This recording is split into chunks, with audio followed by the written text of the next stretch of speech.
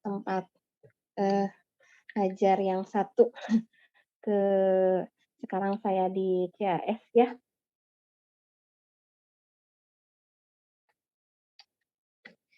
Baru saja ada kepastian ruangan, jika ruangan 51 itu bisa dipakai. Namun saya perlu cross check juga ke admin pascasarjana ya, eee, untuk, eee, semua dipastikan bahwa ruang seminar 51 bisa kita pakai di hari Senin.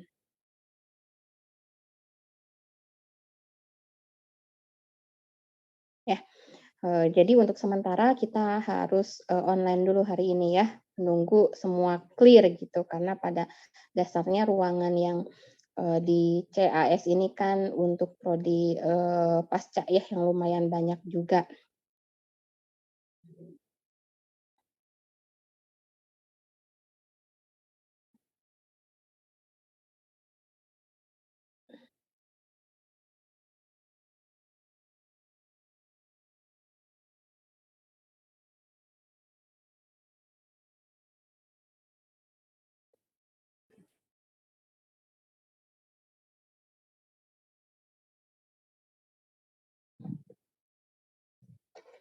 Oke, kita lanjutkan untuk materi hari ini.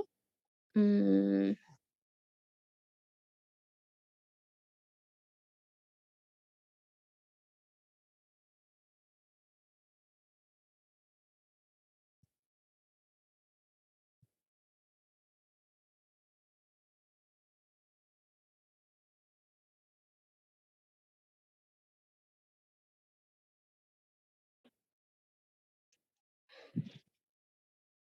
nah, kita lihat terkait dengan,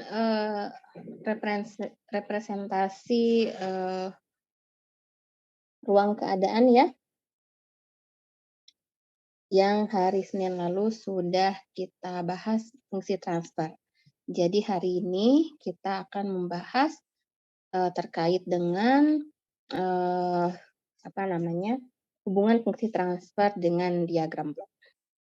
Baik, sambil persiapan juga, untuk, daftar hadirnya, ini nanti akan saya tarik dari Zoom secara langsung ya. Mohon untuk nama dan, eee, untuk display namanya, ini memuat, NIM dan nama lengkap ya, supaya mudah saya mengidentifikasinya.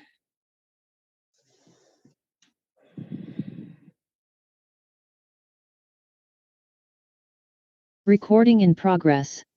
Baik, kita mulai untuk pertemuan hari ini, yaitu, melanjutkan tentang representasi ruang keadaan melalui fungsi transfer dan diagram blok. Jadi pada bahasan minggu ini, representasi sistem dinamik, itu akan kita lihat berdasarkan, fungsi transfer dan diagram blok, di mana sebenarnya dua hal ini bisa dihubungkan, ya. Sehingga untuk representasi sistem dinamiknya bisa kita bedakan mana input dan mana output-nya. Dari materi hari Rabu minggu lalu, kita sudah membahas terkait dengan fungsi transfer, di mana fungsi transfer dari sistem linier dalam persamaan diferensial itu didefinisikan sebagai rasio transformasi Laplace dari output dan transformasi Laplace dari input dengan kondisi awal sama dengan 0. Sehingga bentuk dari fungsi transfer yang kita punya itu dipandang berdasarkan output dan inputnya. Ya, dengan demikian beberapa contoh kemarin sudah dibahas ya. Contohnya saja di sini pemodelan untuk sistem pegas massa yang mempunyai fungsi transfer atas masukan UT dan keluaran YT sebagai GS sama dengan 1/ms kuadrat tambah BS plus K, di mana penurunannya ini sudah kita bahas bersama-sama waktu hari Rabu lalu, ya. Oke.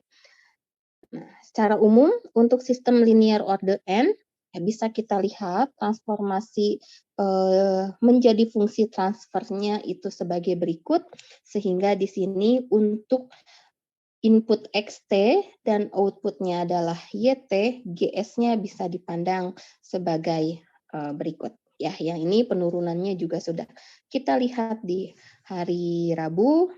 Dengan demikian, ada beberapa latihan yang kemarin saya berikan, ya, di mana latihan-latihan ini merepresentasikan bentuk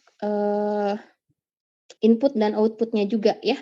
Ada yang single input, single output, seperti nomor 1 dan nomor 2 ini adalah SISO, single input, single output, input UT dan keluarannya adalah YT.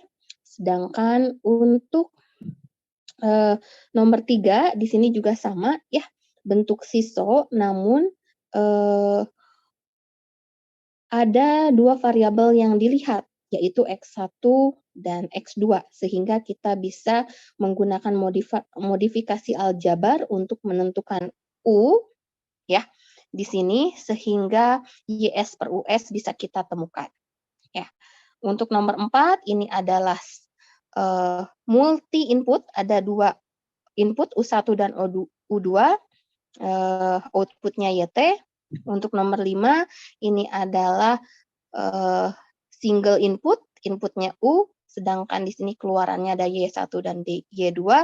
Untuk nomor 6 dan 7 ini termasuk multi input, multi output, ya, dengan inputnya U1, U2 dan outputnya Y1, Y2, ya.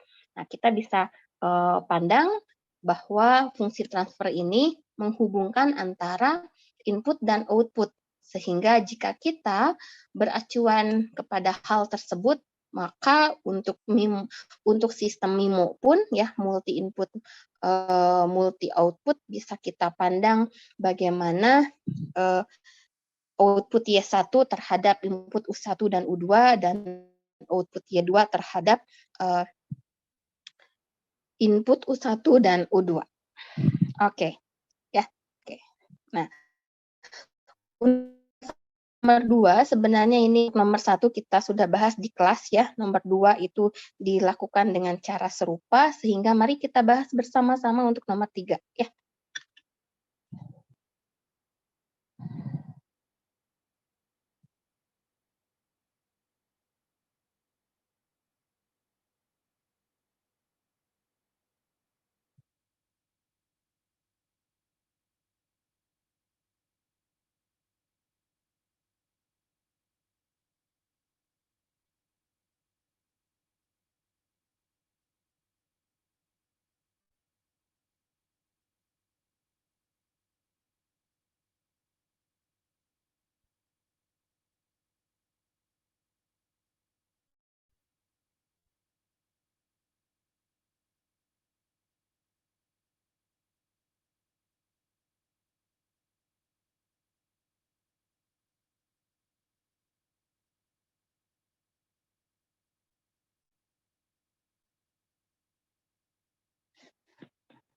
Oke.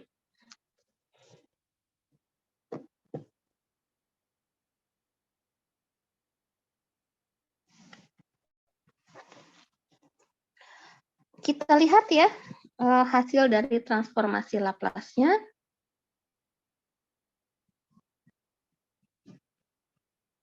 Jadi berdasarkan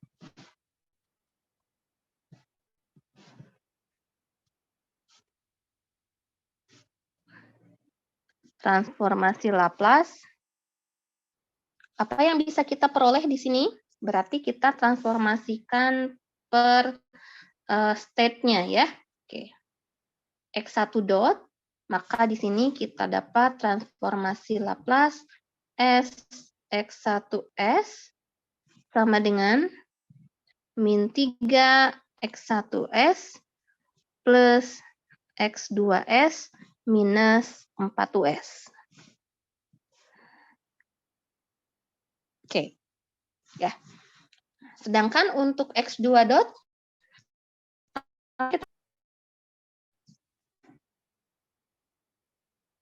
S, X2S sama dengan min 2X1S minus US. Nah, dari sini kita akan menyelesaikan bagaimana kita memperoleh X1 atas US. Sehingga jika kita memperoleh X1 atas US dan X2 atas US, maka hubungan antara output dan inputnya bisa terlihat. Ada yang sudah dapat? X1S-nya berapa?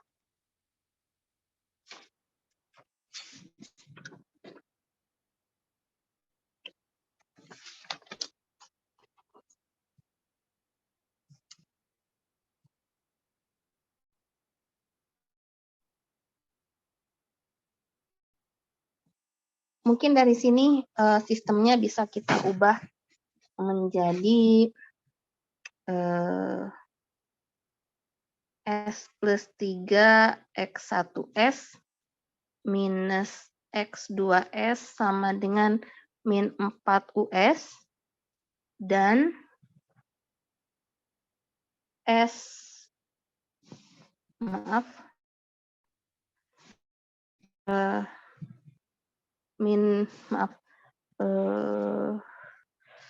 berapa 2X1S ya plus SX2S sama dengan minus US. Betul? Diperolehnya seperti ini? Betul, Bu.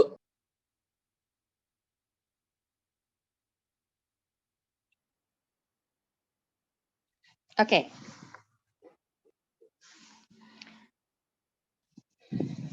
Nah, mungkin kita bisa mengalihkan persamaan 1 dengan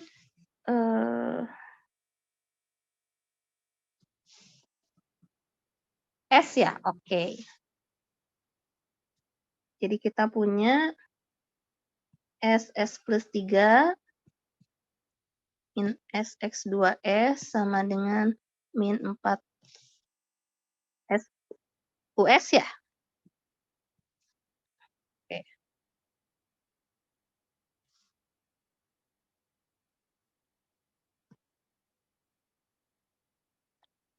Oke. Jadi dari sini dapat apa, Okta?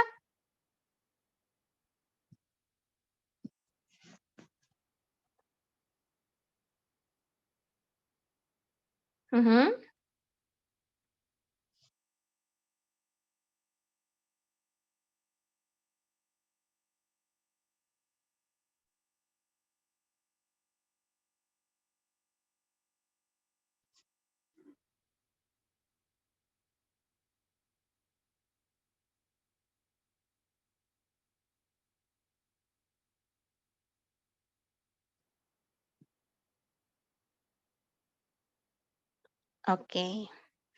Jadi ini kalau kita punya jadinya min 4S min 1 ya, Okta ya?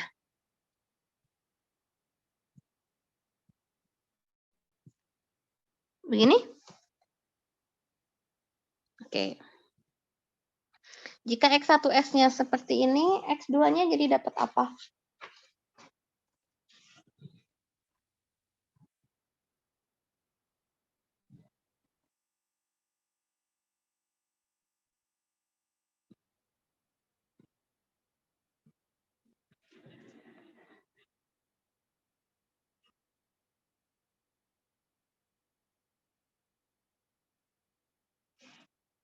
Mhm.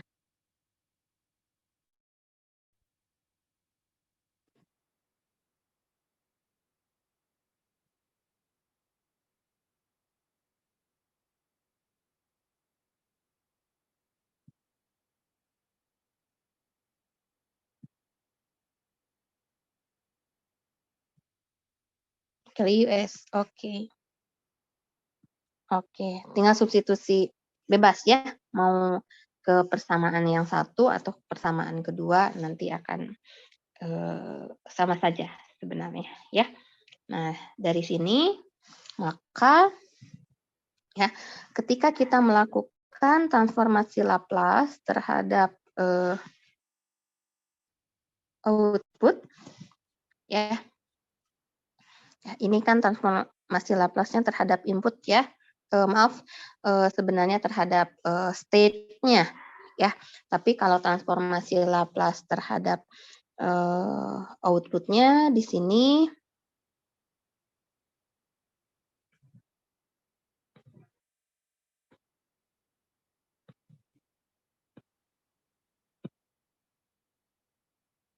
output Y ya, maka kita dapat YS sama dengan X1S min 2X2S, sehingga di sini diperoleh X1S-nya adalah min 4S min 1 per S kuadrat plus 3S plus 2 min 2 kali 5 min S per S kuadrat plus 3S plus 2 kali US ya. Oke. Sehingga di sini bentuk sederhananya berapa?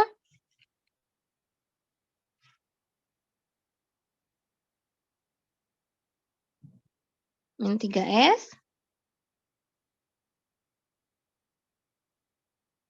min 3S min 6 per S kuadrat plus 3S plus 2. Oke, sip. Jadi fungsi transfernya, Oh ya maaf Bu, itu bukannya min 2S min 11 ya? oke, jadi berapa? Min 2S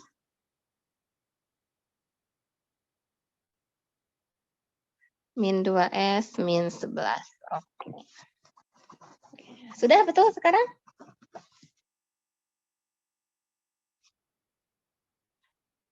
Sudah ya? Iya.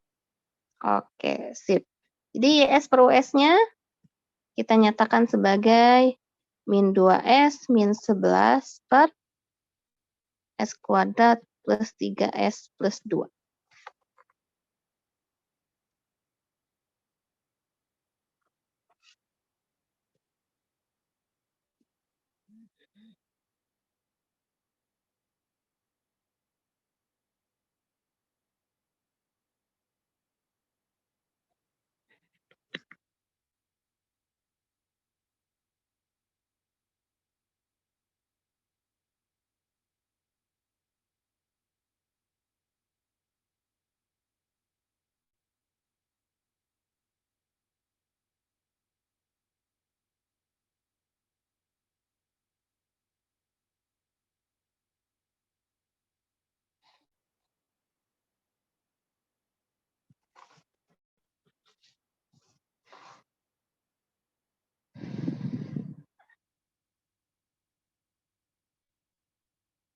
Oke, sudah jelas bahasan soal ini?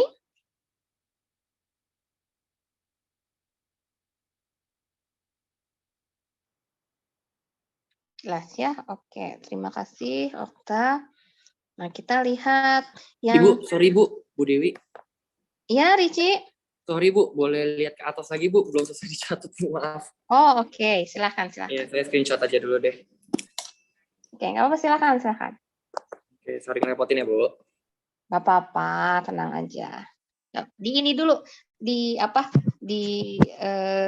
resapi dulu. Kalau ada yang kurang boleh nanti dikomunikasikan ya.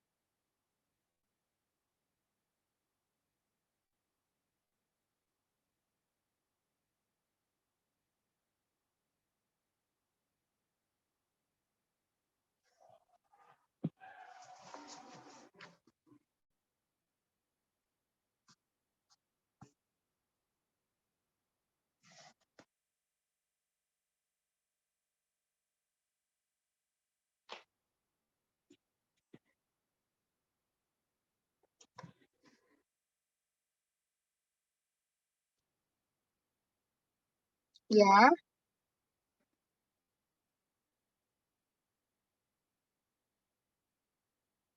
Mm-mm. Oke, di fungsi transfer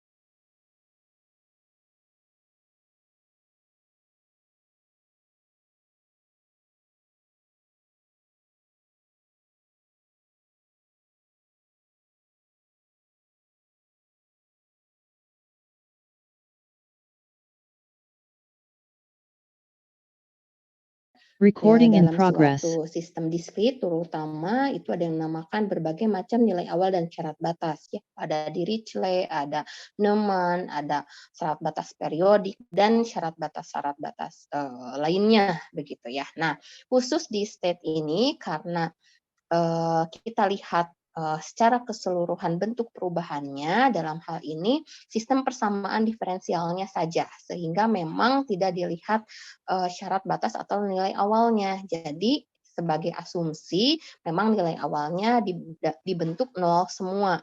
Sehingga dengan demikian antara bentuk transformasi Laplace dengan bentuk persamaan diferensialnya ini masih konsisten begitu. Ya, artinya di sini bentuknya sama begitu ya, karena nanti memang kita melibatkan diagram blok begitu ya, di mana letak dari fungsi transfer ini ada hubungannya nanti ke perjalanan diagram bloknya. Nah, disitulah kegunaan memang kita tidak melihat nilai awalnya, jadi nilai awalnya dianggap nol, begitu.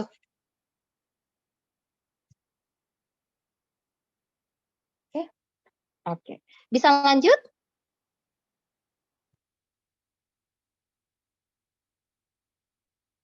Ini bisa lanjut ke nomor 4 dan 5? Boleh, Bu. Boleh? Bisa, Oke. Bu. Sip. Oke, yuk kita lihat. Nomor 4 sistemnya apa?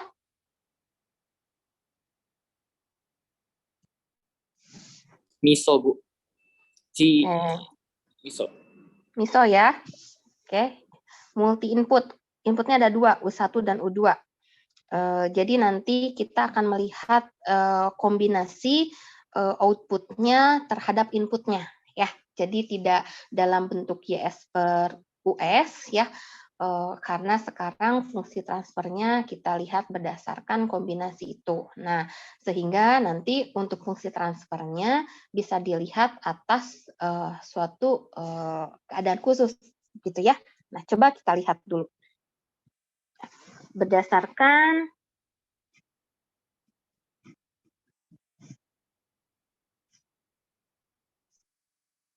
transformasi Laplace.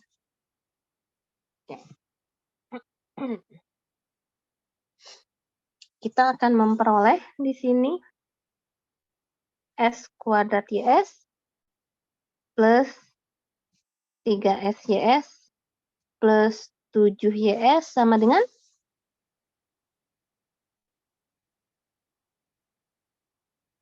6 US. 6 U1S. U1S 6 U1S. plus 5 U2S min 4S U2S. Betul? Oke. Sehingga kalau kita lihat untuk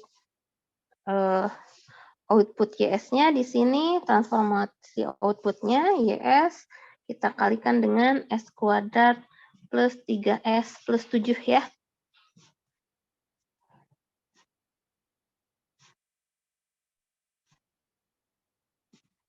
Min 4S U2S. Ya, sehingga di sini kita akan bentuk YS ini atas kombinasi terhadap U1 dan U2. Maka kita dapat YS sama dengan 6 per S kuadrat plus 3S plus 7 U1S ditambah 5 min 4S per S kuadrat plus 3S plus 7U2S. Ya, jadi untuk sistem MISO di sini, ya, untuk sistem MISO multi input single output, ya, fungsi transfer bisa kita definisikan sebagai kombinasi, ya, kombinasi atas U1 dan U2. Ya, sehingga di sini terlihat YS kombinasinya terhadap U1 dan U2. Nah, nanti kalau kita pandang U2-nya sama dengan 0, nah maka di sini kita punya fungsi Y atas U1. Nah, sedangkan kalau U1-nya nanti kita pandang 0, kita dapat Y atas U2. Ya, tapi secara umum cukup kita perhatikan kombinasi ini, ya, sehingga di sini memang terlihat ada 2 input, ya, dan output YT-nya.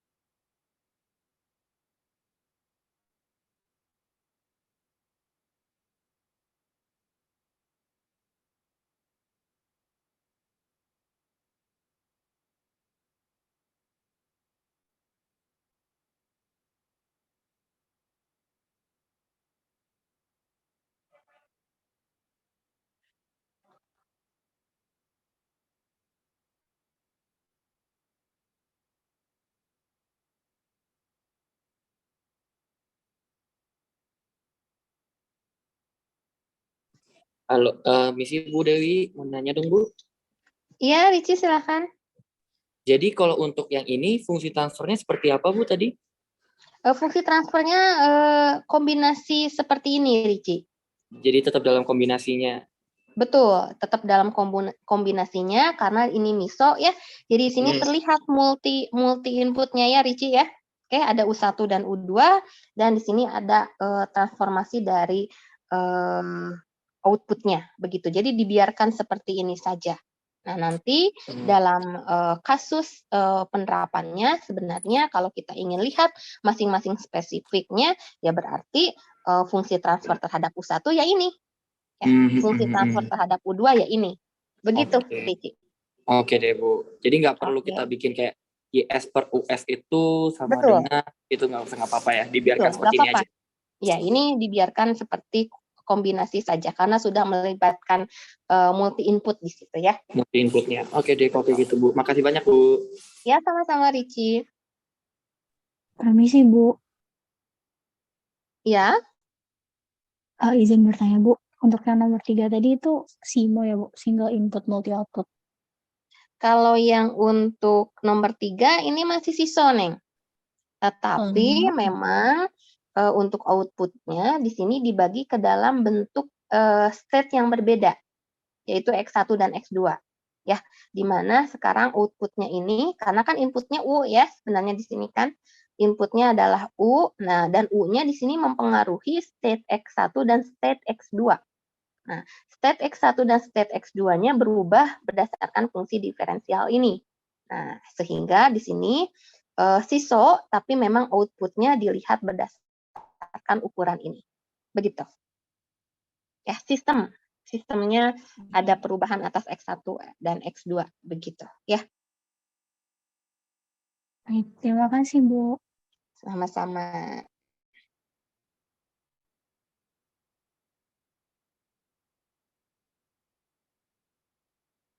Iya, betul. Dilihat dari fungsi transfernya. Ini kan kelihatan nanti, ini kan single ya, okta ya. U dan YT ya, sama-sama single kan ya. Di sini ujungnya terlihat. Setelah meskipun harus modifikasi di sebelum-sebelumnya begitu.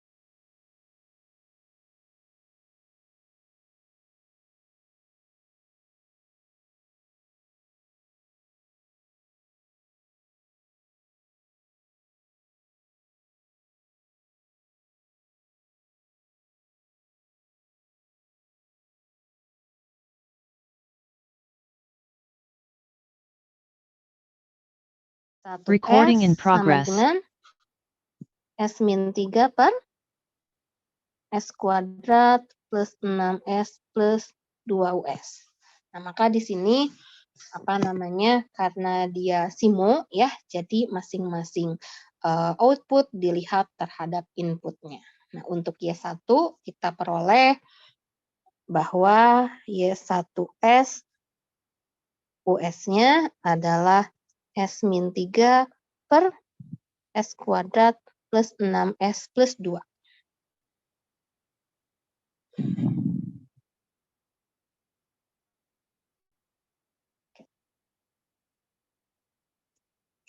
Kalau persamaan 2, apa yang diperoleh?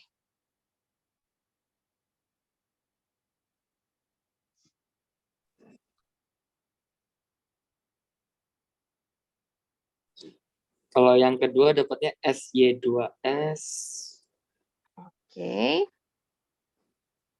tambah 6Y2S Tambah 6Y2S. sama dengan 4SUS. Oke. Jadi di sini Y2S-nya S plus 6 ya. Iya. Oke. Sehingga Y2S adalah 4S per S plus 6. S plus 6. Betul? Betul. Beci, betul? Betul, Bu. Oke. Sip. Jadi Y2S per US-nya adalah 4S per S plus 6. Ya, karena ini sistemnya SIMO. Ya.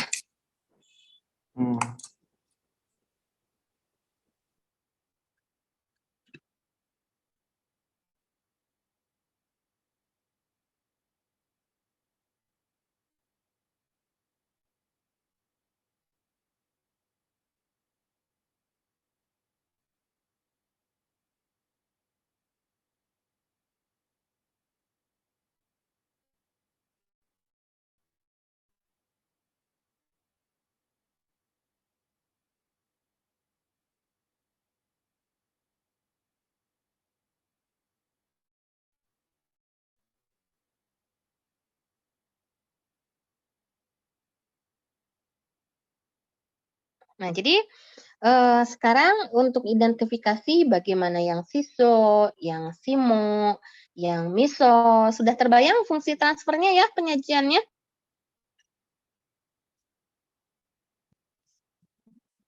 Sudah? Oke. Ya. Jadi fokus ke bentuk output terhadap inputnya di situ, ya.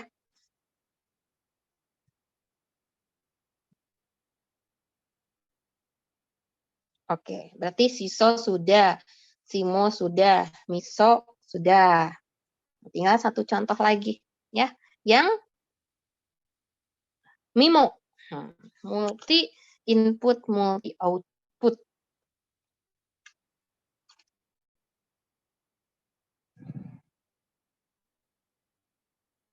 Berarti di sini harus terlihat bagaimana output 1 terhadap input 1 dan 2, dan juga bagaimana hubungan fungsi hasil transformasi Laplace-nya dari output 2 terhadap input U1 dan U2. Sudah terbayang mengerjakannya?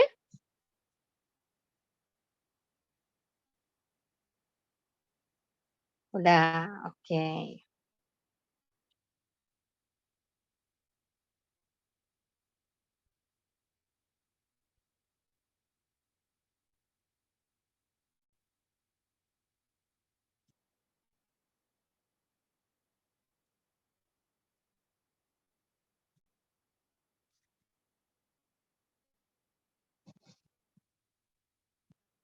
Ya, ini sistem MIMO ya.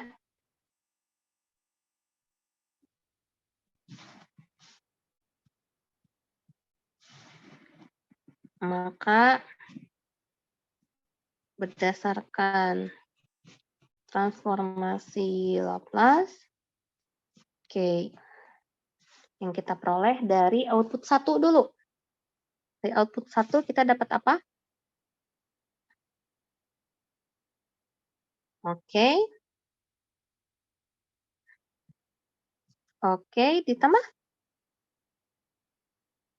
7S kuadrat. Oke, tambah.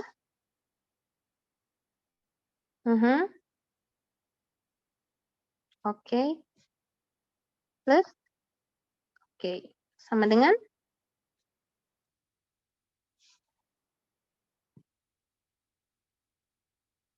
U1S tambah 3U1S tambah U2S. Oke. Jadi di sini Y1S kali S pangkat 3 tambah 7S kuadrat tambah 6S tambah 1. Betul? Sama dengan S kuadrat plus 3 U1S tambah U2S. Jadi Y1S dinyatakan sebagai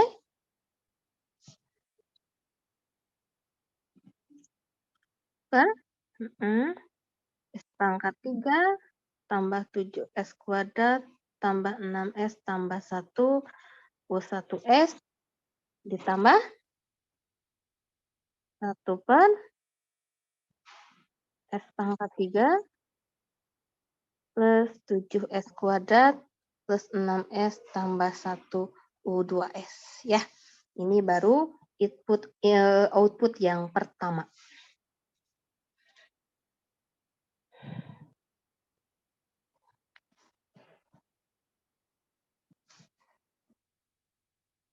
Output pertama ya.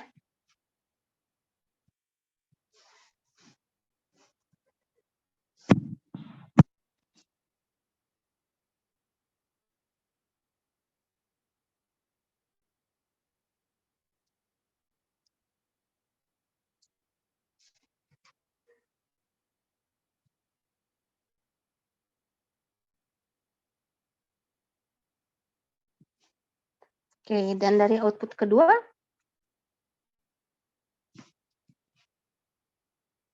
apa yang kita peroleh? S pangkat 3 Y2S. 7 tambah 7S kuadrat Y2S. Tambah 6S Y2S. Tambah Y2S.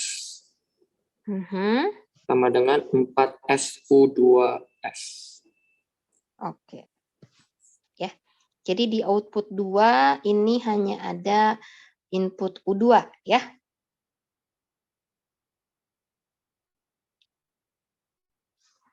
Oke, sehingga kalau kita lihat 2S kali S pangkat 3 tambah 7S kuadrat tambah 6S plus 1.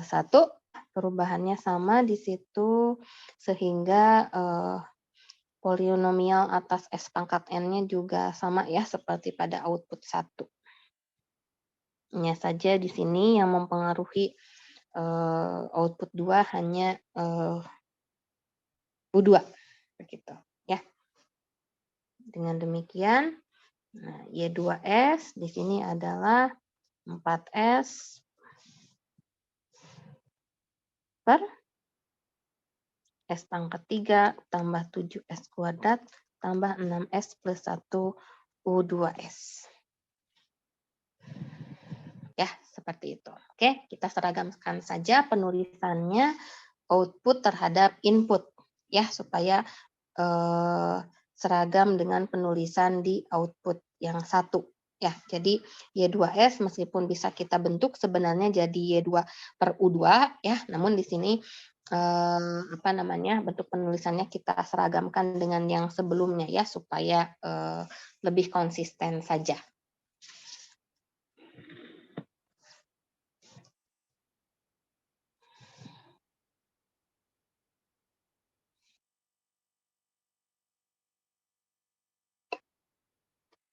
Visi Bu, mau nanya dong Bu. Ibu Dewi. Ya, Riki silakan. Kalau andaikan di output 2-nya tetap, misalnya saya jadiin fungsi transfer aja, boleh nggak Bu? Lebih prefer yang di sini. enggak ya? Yang Iya, di sini. benar. Ya, boleh saja sebenarnya. Oke deh. Ya, kalaupun mau dibentuk Y2S per U2S boleh ya. Oke deh Bu. Terima kasih. Oke, siap sama-sama Riki.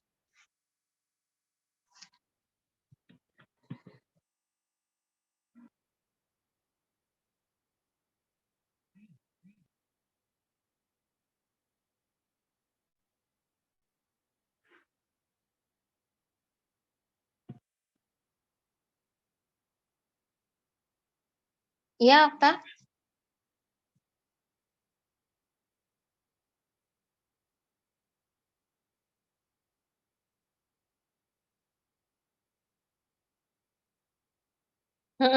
Betul.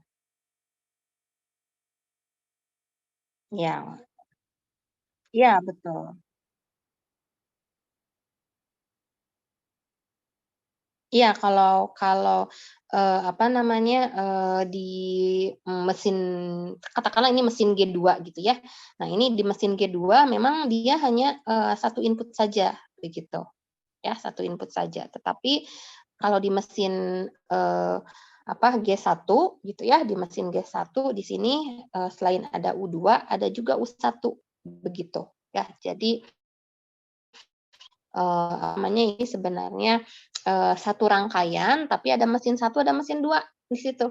Ya, di mana kalau mesin 1, katakanlah mesin G1 ada input U1 dan U2, kalau mesin G2 ini ada U2 saja ya. Jadi sebenarnya istilahnya ini seperti rangkaian paralel gitu ya, seperti rangkaian paralel di mana ada 2 input masuk ke sistem, tetapi memang di situ keluarannya beda-beda gitu ya, keluarannya ada 2 juga, begitu kira-kira gambarannya ya.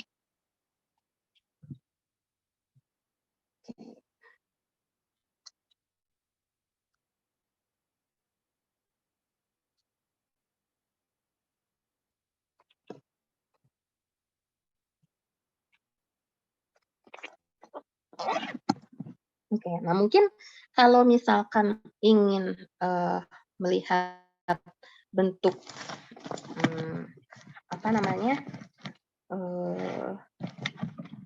yang lebih spesifik dari MIMO, tuh, ada nomor 7 di situ. Ya, di mana ternyata istilahnya kita punya output 1 dipengaruhi oleh input U1 dan U2, tetapi output 1 juga mempengaruhi persamaan 2 gitu ya. Nah, output 1 juga mempengaruhi persamaan 2 secara tidak langsung ya.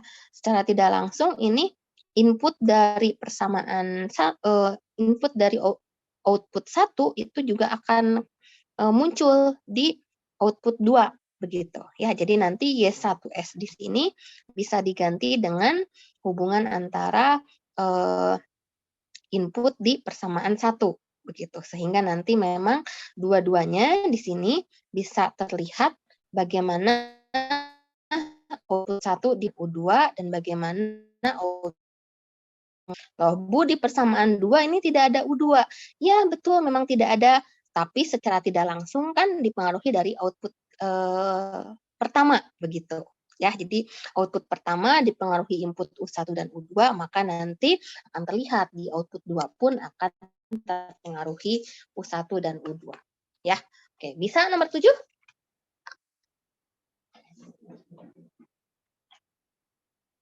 Oke, bisa ya? Oke, sip. Nah, nanti nomor 7 itu bisa dikerjakan untuk latihan ya.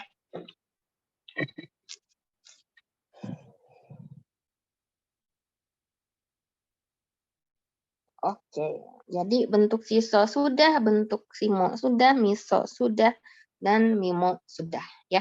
Nah, selanjutnya nanti kita akan melihat representasi di ruang keadaannya. Ada yang ingin tanyakan dulu? Bu, izin bertanya terkait yang sistem ISO nomor 4 tadi. Itu berarti kalau saya ditanya fungsi transfernya, itu kan harusnya YS per US. Tapi kalau seandainya ditanya fungsi transfer, cukup menjawab YS-nya saja atau Sampai dijelaskan? sini saja, betul Firman. Oh iya. Sampai sini saja Firman. Oke, Ya, baik Bu, terima kasih. sampai sini saja. Karena ya, sama-sama Firman. Karena kembali lagi multi input di sini ya. Oke, multi input jadi cukup lihat hubungan antara output dan inputnya. Di sini sudah terlihat masing-masing fungsi transfernya.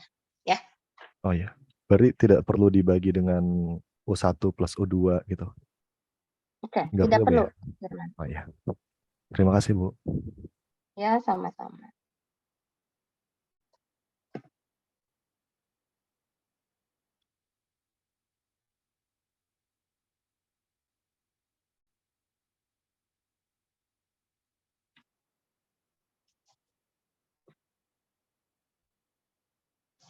Oke, ada lagi yang ingin ditanyakan?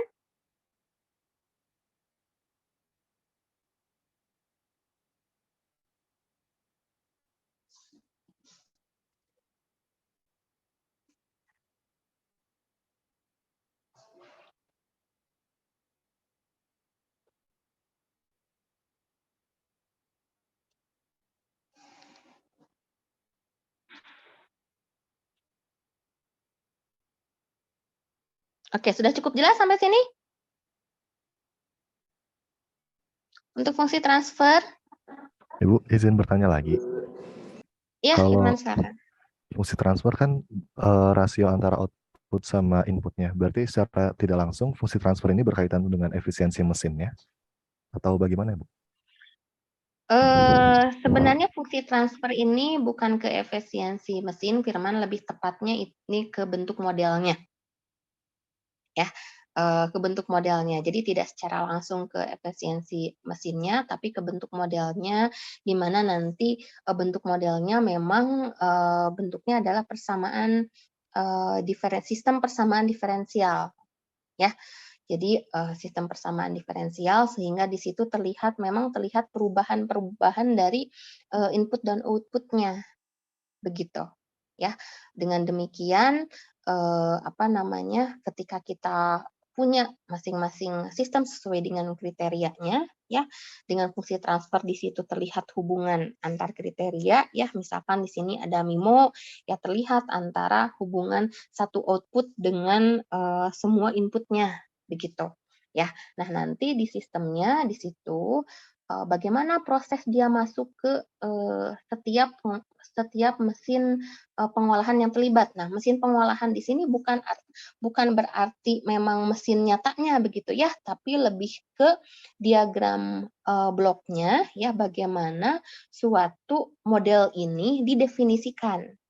Begitu ya, bagaimana suatu model ini didefinisikan dan apa dulu nih yang masuk ke dalam bentuk, istilahnya kan nanti di sistem kontrol itu ada controller atau di sini adalah inputnya dan ada mesin pengolahan untuk menjadi outputnya. Nah, di mesin-mesin pengolahannya inilah si fungsi transfer ini berperan untuk mengubah inputan menjadi outputannya, begitu ya. Nanti itu kita lihat di materi selanjutnya. Baik, terima kasih banyak, Bu. Oke, sama-sama. Oke. Ya, jadi sehubungan dengan pertanyaan Firman tadi, sehingga kita akan lihat model dalam bentuk persamaan ruang keadaan sekarang, ya. Model dalam bentuk persamaan ruang keadaan, di mana secara umum model untuk persamaan ruang keadaan itu kita lihat model linier tentunya, di mana model linier ini dibedakan menjadi bentuk time varian dan juga time invariant. Ya, kalau time varian di mana semua komponennya ini bergantung pada waktu. Sedangkan kalau time invariant ini hanya variabel state, variabel control dan output yang bergantung pada waktu. Sedangkan yang lainnya itu dibangun oleh konstanta ya. Jadi ada matriks konstan di situ ya. Nah, untuk time varian bentuknya di sini ya, di mana UT sebagai input atau controller di sini ya, sebagai variabel kontrolnya itu masuk ke dalam variabel state atau variabel keadaan X. Sehingga X inilah yang mempunyai model dinamika. X dot atau dx per dt sama dengan ATXT plus BTUT. Ya, ini bentuk persamaan ruang keadaannya dengan output YT dinyatakan sebagai CTXT plus DTUT. Yang akan kita lihat secara umum di teori kontrol linier ini sebenarnya adalah yang time invariant. Sehingga X dot-nya ya dinyatakan sebagai AXT tambah BUT. Ya, X-nya di sini adalah variabel keadaan, A-nya adalah matriks keadaan, U-nya adalah input kontrolnya, B-nya adalah matriks input kontrolnya, dan Y-nya di situ adalah luaran dengan matriks bobot outputnya itu adalah C untuk bobot state-nya dan D untuk bobot inputnya ya di sini. Jadi secara umum nanti bentuk model yang akan kita lihat itu seperti berikut. Ya, nah nanti model ini bisa kita pandang dari berbagai hal begitu ya.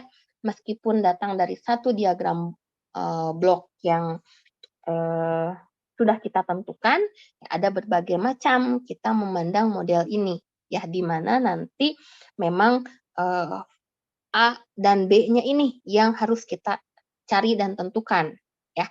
Karena pada dasarnya representasi model ini berawal dari fungsi transfer, di mana fungsi transfer ada hubungannya dengan diagram blok. Nah, representasi bentuk A, B, C, D-nya, ya, di situ nanti kita lihat per kasus dari diagram bloknya. Nah, dengan demikian, secara umum nanti akan kita kembangkan dan akan kita pahami dulu bagaimana diagram blok ini bekerja. Ya. Namun sebelumnya, ya, kalau misalkan kita punya bentuk time invariant, ya bagaimana kita menentukan fungsi transfernya secara umum, begitu, ya, fungsi transfernya secara umum.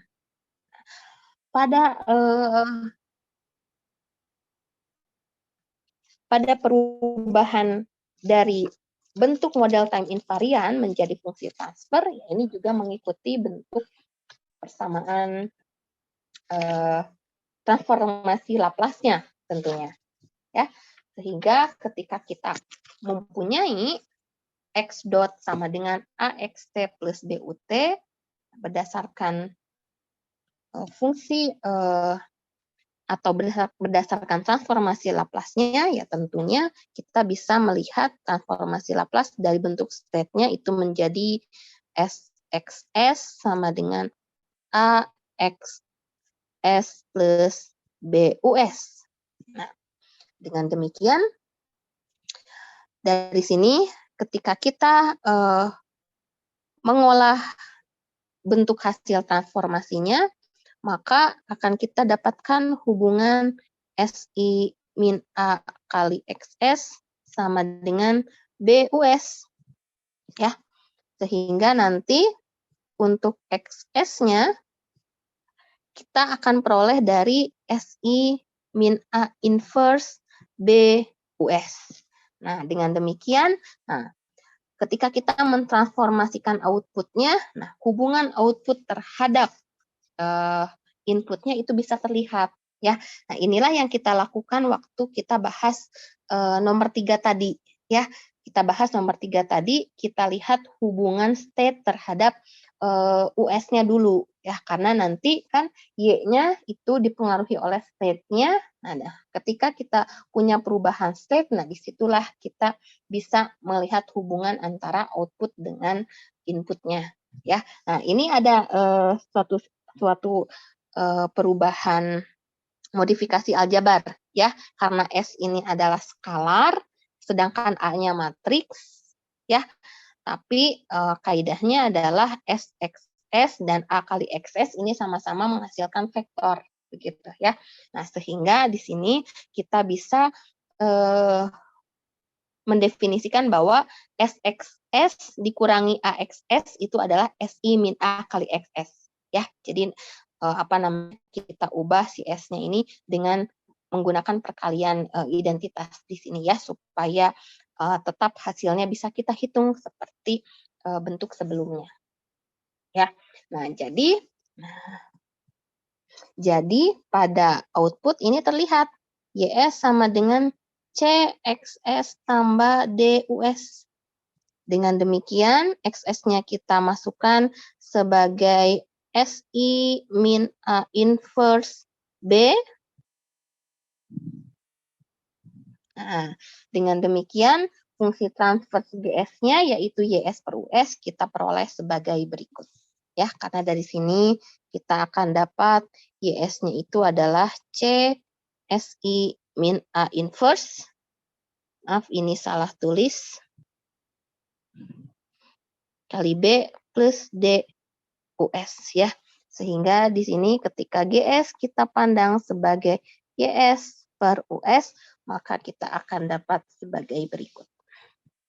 Ya, itu yang secara umum ada di representasi ruang keadaan, begitu, ya.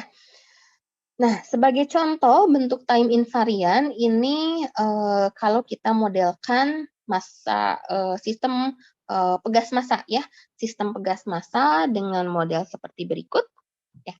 Maka di sini kita akan lihat suatu ruang keadaan di mana ruang keadaannya dilihat atas simpangan dan juga kecepatan simpangannya ya. Sehingga di sini state atau keadaan X1 itu sama dengan Y, sedangkan keadaan X2 itu sama dengan Y aksen atau kecepatan. Nah, dengan demikian, ketika kita memisalkan X1 sama dengan Y, maka kita tahu bahwa X.1 sama dengan Y, yaitu X2. Dan ketika kita mengukur perubahan X2 menjadi X2 dot, maka ini adalah Y double dot atau Y double aksen, yaitu Y double aksen sama dengan minus B per M Y aksen, ya, atau di sini nanti Y aksennya itu kita ganti dengan X2, ya, min B per M Y aksen dikurangi K per M Y ditambah 1 per M U. Nah, dengan demikian, X2 dot kita definisikan sebagai min K per M X1 min B per M X2 plus 1 per M U.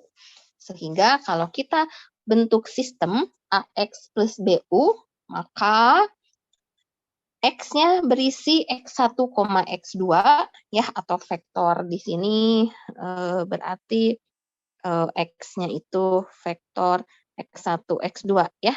Jadi kita dapat X1 dot itu sama dengan X2 dan X2 dot itu sama dengan min K per M X1 min B per M X2 tambah 1 per MU, sehingga di sini ketika kita definisikan matriks A-nya diperoleh sebagai berikut ya. Dan kalau kita definisikan matriks B-nya adalah sebagai berikut ya, menyesuaikan dari bentuk model yang kita peroleh ya, tapi kita tuliskan ke dalam bentuk matriks di sini. Nah, untuk outputnya sebenarnya karena output dari sistem pegas massa ini berupa simpangan atau Y-nya sama dengan X1, maka bentuk C-nya di sini bisa kita ambil sebagai 1, 0. Ya, 1, 0 dikali X1, X2 sehingga Y-nya memang kita lihatnya tetap suatu simpangan. Begitu. Ya, karena di sini Y-nya sama dengan X1 ya. Karena Y-nya sama dengan X1, outputnya di sini adalah simpangan Y, ya maka Y sama dengan X1 bisa dituliskan sebagai berikut. Ya, itu contoh membentuk model dalam time invariant dari suatu sistem pegas massa.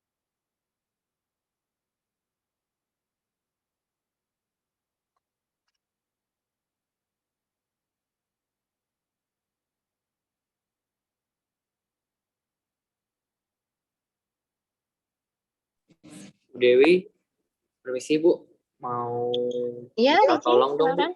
Boleh lihat slide sebelumnya bentar nggak Bu? Mau saya screenshot dulu Bu.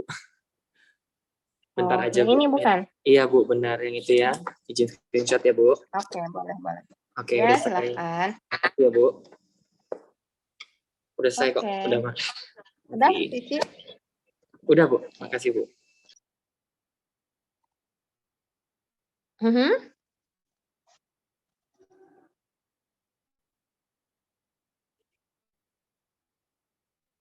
Oke, matriks D ini menyatakan matriks luaran tapi atas bobot input karena kadang kadang kan ada output yang bergantung pada inputnya begitu ya. Jadi tetap ini saya lupa memberikan keterangan, nanti saya tambahkan ya. Matriks D ini juga bobot luaran gitu ya. Matriks luaran, tapi matriks luarannya memang yang bobot untuk inputnya begitu.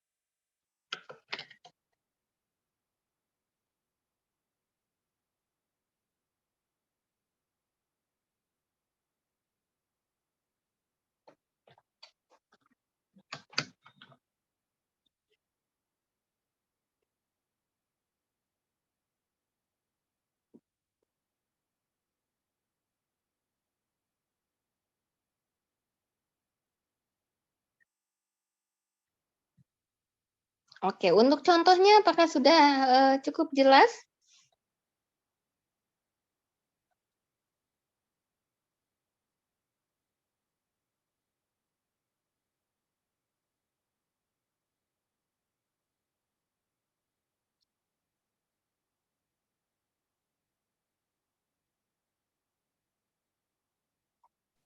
Bu, izin bertanya. Ya, silakan Lianda. Untuk yang mendefinisikan Y sama dengan X1 sama Y aksen sama dengan X2 itu buat sistem masa pegas doang atau secara umum untuk yang orde 2 gitu? Oke. Ya, baik. Sebenarnya ketika kita mempunyai suatu serangkaian sistem begitu ya, yang justru perubahan outputnya yang terlihat di situ dibandingkan dengan apa namanya, jadi belum terlihat sebenarnya state-nya apa gitu ya. Sehingga di sini pada sistem pegas massa ya, pada sistem pegas massa karena dasarnya memang penurunannya di sini berfokus pada hubungan antara simpangan, perubahan simpangan serta percepatannya di situ ya. Jadi secara umum memang hubungannya seperti ini begitu ya. Nah, ketika ini akan menjadi samaan diferensial orde 1 ya dalam bentuk model time invariant, dalam hal ini bentuk AX plus BU ya. Dalam bentuk AX plus BU definisikan variabel state-nya yang berperan di situ harus apa ya.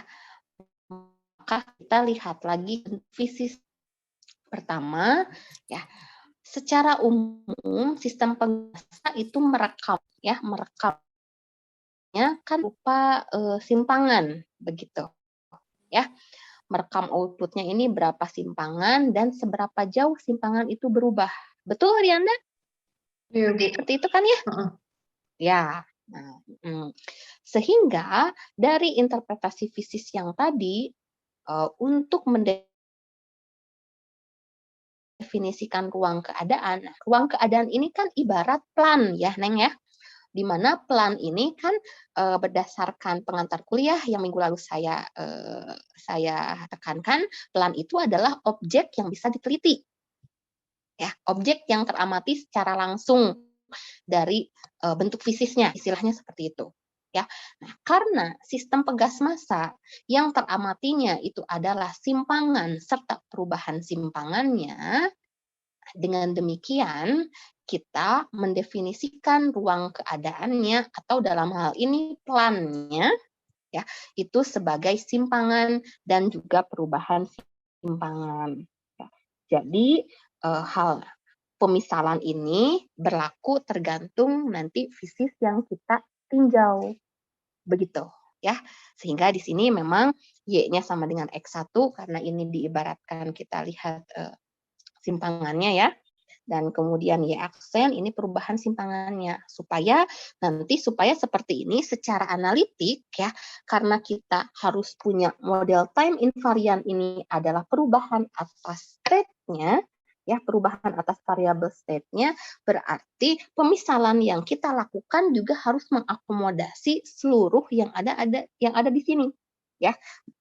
Berarti nanti ya sebenarnya kan yang istilahnya yang sesuai realitas kan memang yang gampang itu state itu atau plan itu adalah simpangannya yang secara umum terlihat dengan mudah begitu.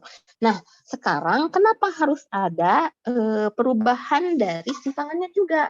Nah, karena di sistem ini kita harus mengakomodasi di mana ada pengaruh turunan kedua atau pengaruh gravitasi di situ ya atau pengaruh percepatan begitu ya. Nah, sehingga ketika ada pengaruh percepatan berarti tambah satu lagi plan yang harus kita tinjau yaitu perubahan dari simpangannya. Sehingga ketika kita mendefinisikan state ya, perubahan dari kecepatan simpangan atau misalkan di sini turunan keduanya ya, percepatannya atau istilahnya di situ namanya gravitasi dan lain sebagainya begitu ya.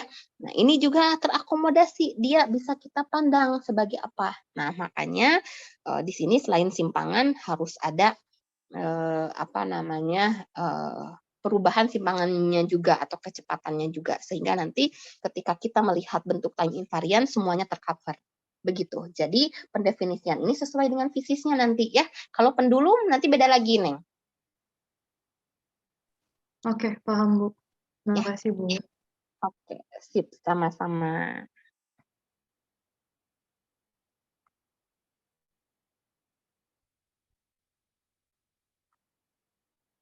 Ada lagi? Pertanyaan?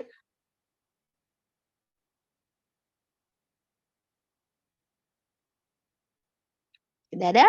Baik, kalau tidak ada, oh iya, silahkan. Ini bertanya Bu, jadi kalau misalkan di sistem awalnya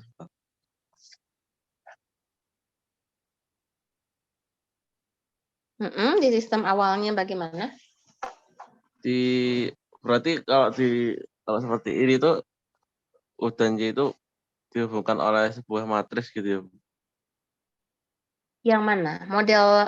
Model bentuk time invariant? Iya. Iya, betul. Direpresentasikan A-nya matriks, B-nya juga matriks di situ. Oh, baik Bu.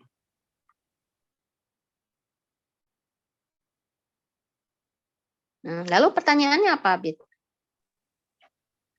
Itu ukuran matriksnya berarti A itu harus persegi ya karena kita menggunakan inverse dari SI-A. Ya, kalau Ukuran A-nya harus matriksnya. persegi. Betul. Kalau B-nya nanti menyesuaikan tergantung dengan U-nya. U-nya single atau multi. Oh, oke Bu. Jadi ukuran matriksnya menyesuaikan dengan U dan dengan U ya Bu. C itu berarti matriks persegi juga. Oh enggak, belum tentu. Oh ya. Belum Berarti tentu ukuran kalau B. matriks B belum menyelesaikan tentu. banyak input dan banyak output ya. Iya, kalau B menyesuaikan banyak input dan outputnya. Enggak juga, banyak input terutama kalau B ya. Oh, baik Bu.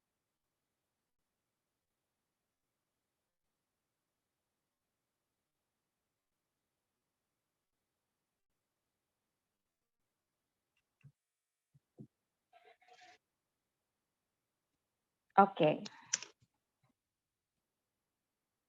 Ya, jadi nanti justru model dalam bentuk time invariant itu nanti bisa kita lihat bentuknya berdasarkan kasus yang akan nanti kita perhatikan ya, di mana si kasusnya ini tentulah bergantung pada diagram bloknya, karena kan suatu keberjalanan sistem di teori kontrol sekarang diaturnya oleh diagram blok. Nah, makanya kita akan lihat diagram blok sekarang, ya, supaya paham nanti inputnya ngalir kemana, begitu, ya, inputnya ngalir kemana, diolah di mana, begitu, ya, sehingga memang pertanyaan yang tadi banyak itu ya, kenapa sistemnya dituliskan, misalkan kok sistemnya selain bisa dituliskan ke dalam bentuk perubahan input output juga bisa dituliskan ke dalam bentuk model time invariant begitu ya. Nah, disinilah kita bisa melihat alirannya. Nah, diagram blok ini secara umum menggambarkan aliran sinyal ya, menggambarkan aliran sinyal di mana sinyal ini tentunya kita pandang sebagai input dan output tadi ya. Nah, secara umum ada beberapa hal yang perlu kita perhatikan dalam diagram blok. Pertama, di diagram blok itu ada aliran sinyal, di mana aliran sinyalnya ini terdiri atas input dan outputnya.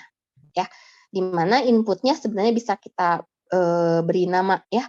Di sini saya beri nama misalkan RS, dan di sini keluarannya saya namakan sebagai CS begitu ya.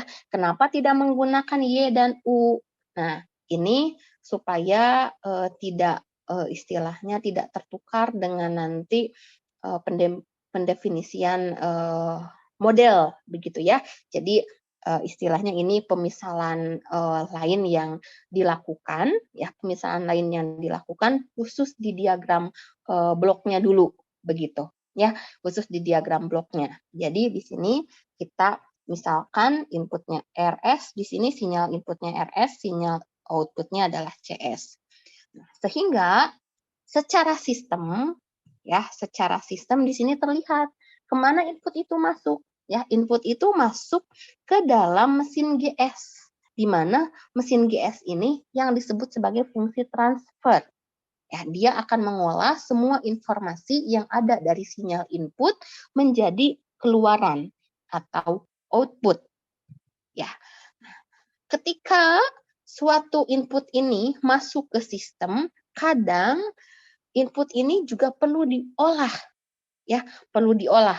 Ada yang inputnya misalkan plus, ada yang inputnya juga dia berpengaruh misalkan mengurangi atau minus ya, sehingga sebelum masuk sistem juga ya kita bisa definisikan di summing junction-nya di sini ya, di mana itu semacam cabang ya, semacam cabang yang memberikan tanda pengaruh dari sinyal inputnya. Ya, nah kalau misalkan di sini inputnya itu berpengaruh positif, maka tentulah si CS ini sama dengan R1S.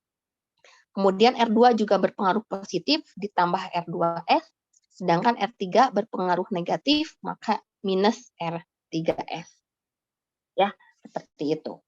Nah, di dalam diagram blok juga nanti adik-adik akan lihat peak off point juga, di mana peak off point ini seperti pembagian atau jalur di mana si input ini bisa bercabang begitu ya. Jadi misalkan di sini RS ya, RS dia misalkan masuk ke berbagai sistem pengolahan fungsi transfer begitu ya.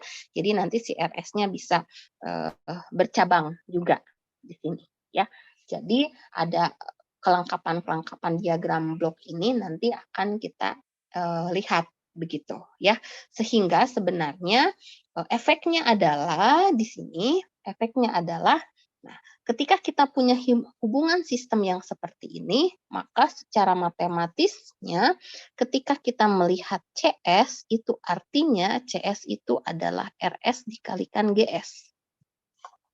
Ya, CS adalah RS dikalikan GS. Ya, jadi ini semacam transformasi yang dilakukan begitu ya, transformasi yang dilakukan untuk jadi CS, RS kali GS inilah yang sama dengan CS begitu ya. Tapi kalau dalam summing junction di sini kita lihat penandaan dari masing-masing yang masuk ke dalam si CS-nya. Ini ya untuk menggambarkan aliran sinyal sehingga ya secara umum di sini ketika satu input mengalir ke diagram blok lain begitu ya, atau di sini ada beberapa fungsi transfer yang terlibat ya, maka kita bisa mendefinisikan setiap keluaran atau misalkan di sini jadi subsistem begitu ya, di mana kalau input RS masuk ke G1S maka keluarannya adalah X2S dan X2S ini adalah G1S kali RS. Lalu X2S ini masuk ke dalam G2S keluar sebagai X1S sehingga X1S ini adalah X2 kali G2. Karena X2 adalah G1 kali R, maka X1 itu adalah G1R kali G2 atau G2 kali G1 kali R. Selanjutnya kalau X1 masuk ke dalam G3, nah, menghasilkan C. Jadi C-nya ini adalah G3 kali X1. G3 kali X1 adalah G3 kali G2 kali G1 kali R. Sehingga secara sederhana, kalau kita punya 3 subsistem di sini ya, 3 subsistem disatukan dalam satu sistem yang sama, maka R itu masuk ke dalam G3, G2, G1, baru dia keluar sebagai CS. Ya, jadi untuk bentuk diagram blok tersebut, ya, bentuk diagram blok tersebut, ya, kadang penulisannya juga bisa kita sederhanakan, begitu ya, bisa kita sederhanakan berdasarkan input-input dari subsistemnya. Nah, contohnya saja untuk cascade form ini, gitu ya, yang awalnya bisa dituliskan pada diagram A, ya ternyata secara umum di sini kita bisa memandang sebagai suatu bentuk fungsi transfer yang merupakan hasil perkalian dari setiap subsistemnya. Begitu. Ya. Oke. Nah, untuk parallel form di sini ya, paralel di mana tadi kita tahu ada bentuk pick off-nya di situ ya, di mana RS di sini masuk ke X, masuk ke G2, keluar sebagai X2, maka X2 ini G2 kali R, dan R masuk secara paralel ya, kalau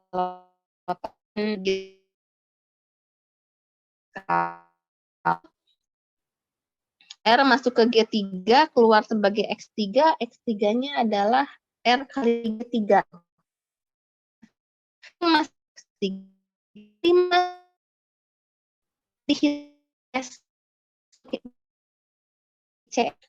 Nanti perhatikan tanda yang berlaku di sini.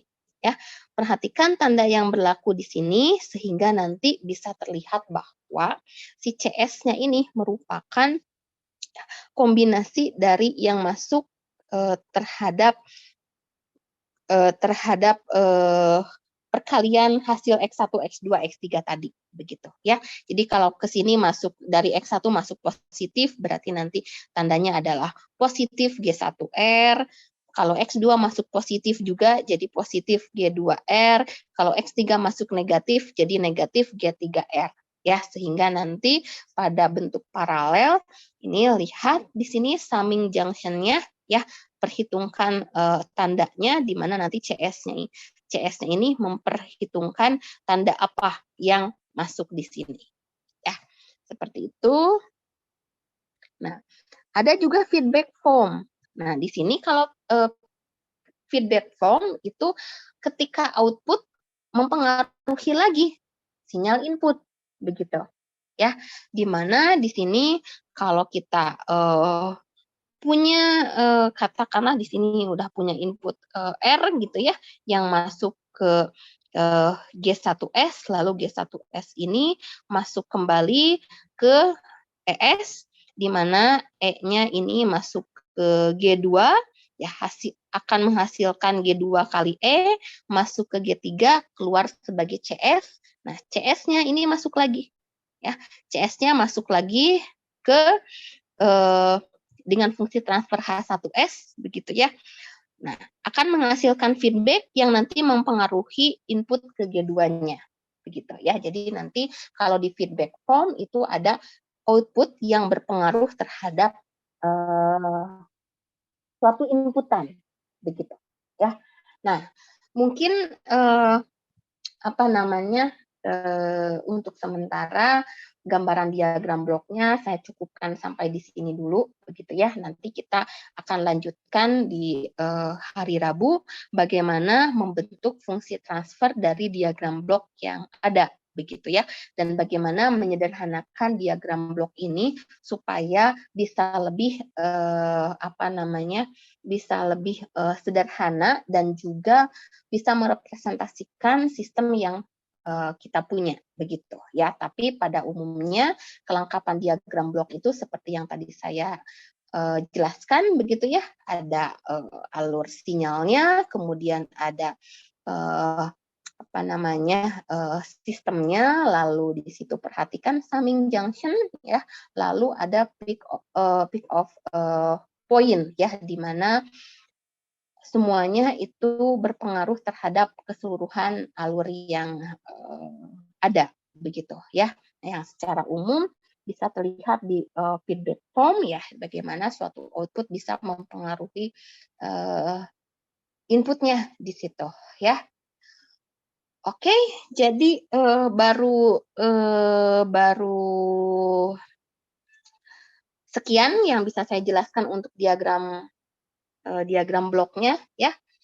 Nanti kita akan lihat lebih lanjut lagi bagaimana diagram blok ini bisa kita sederhanakan dan juga bisa kita bentuk fungsi transfernya ya. Hari ini saya cukupkan sekian dulu ya. Recording stopped. Oke, ada pertanyaan silakan. Saya bertanya, Bu, untuk slide terakhir. Slide terakhir berarti yang maksudnya itu yang A diceritakan menjadi yang B diceritakan menjadi yang C gitu ya, Bu? Ya, kurang lebih seperti itu, tapi ini akan saya lanjutkan lagi. Karena nanti akan saya langsung hubungkan dengan fungsi transfernya. Baik. Jadi kita baru sampai sini aja dulu ya. Tapi kalau mau coba, boleh lihat fungsi transfernya. Kan tadi sudah tahu hubungan-hubungannya ya, di mana kalau ini keluar berarti itu adalah G1 kali R. Jadi nanti bisa dilihat alurnya. Kalau mau coba ya. Tapi ini nanti akan saya jelaskan lebih lanjut di hari Rabu.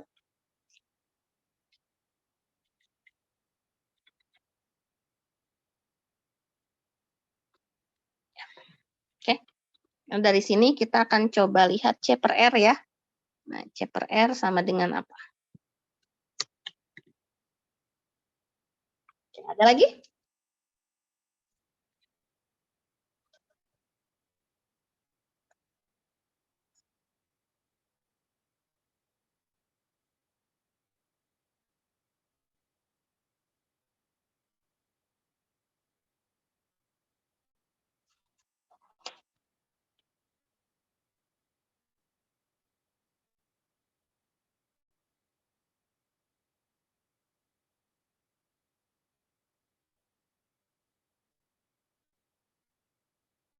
Tidak ada? Oke, kalau tidak ada, saya cukupkan sampai di sini ya. Sampai jumpa di hari Rabu. Adik-adik harus tetap sehat dan semangat. Ya, terima kasih semuanya. Silahkan boleh meninggalkan ruangan Zoom. Ya. Terima kasih, Terima Pak. kasih, Bu. Terima kasih, Bu. Makasih, Bu. Makasih, Bu. Ya, sama-sama. Ya, sama-sama.